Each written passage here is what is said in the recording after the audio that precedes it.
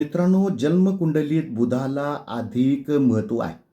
जन्मकुंडलीत रवीला राजा, चंद्राला राणी, मंगळाला सेनापती, तर बुधाला युवराज असं म्हटलेलं आहे. बघा मित्रांनो, युवराज जर चांगला नसेल तर बापानं मिळवलेलं राज्य धुळीला जाऊ शकते, इतकं महत्त्व जन्मकुंडलीमध्ये बुधाला आहे. रवी म्हणजे काय? तर रवी म्हणजे आत्मिक बल, चंद्र म्हणजे मानसिक बल, मंगळ म्हणजे शारीरिक बल आणि बुध म्हणजे बुद्धीच्या सामर्थ्याने चालणारे सर्व दैनंदिन व्यवहार.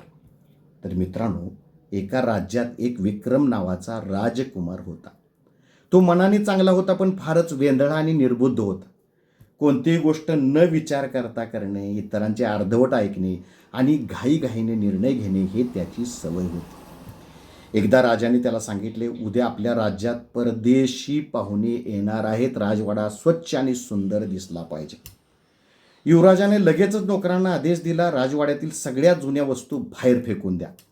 नोकरांनी विचारले, महाराज, कोणत्या वस्तू जुन्या आहेत आणि कोणत्या वस्तू नव्या आहेत ते आम्हाला सांगावे. पण युवराजाने नीट उत्तर न देता हात हलवत तो तसाच निघून गेला. ठरल्याप्रमाणे दुसऱ्या दिवशी पाहुणे आले तेव्हा राजवाड्यातील मौल्यवान जुनी चित्रे, पुरातन तलवारी आणि घराण्याच्या आठवणीही बाहेर फेकलेल्या होत्या. पाहुणे आश्चर्यचकित झाले. त्यामुळे राजा खूप रागावला. राजाने युवराजाला विचारले, तू विचार न करता असा आदेश का दिलास? युवराज म्हणाला, मला वाटले जुन्या वस्तूमुळे राजवाडा खराब दिसेल. तर मित्रांनो, जन्मकुंडलीमध्ये जर बुध बिघडला असेल तर वरील कथेतील युवराजासारखी त्या व्यक्तीची अवस्था असते. तर ज्योतिषशास्त्रात बुध हा बुद्धिमत्ता, संवाद कौशल्य, व्यापार, गणित, तर्कशक्ती, शिक्षण, मित्रसंबंध आणि निर्णय क्षमता याचा कारक मानला जातो.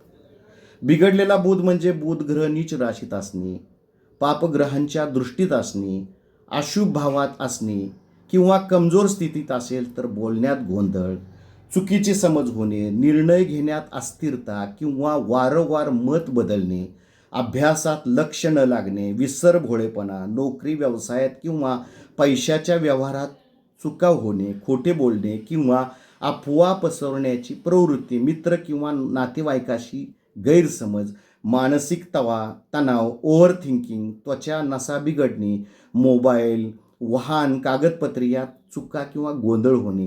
तर अशा व्यक्तीच्या पत्रिकेमध्ये जर गुरु शुभ असेल तर अशा व्यक्तीला त्याची संपूर्ण पत्रिका अभ्यासून त्याला आत्मचिंतन करायला प्रवृत्त करून काही मेडिटेशन, ध्यान, धारणा, साधना, उपासना इत्यादी बाबत तज्ज्ञ ज्योतिषाने जर सल्ला दिला तर हे व्यक्तिमत्व नक्कीच यातून बाहेर पडू शकते.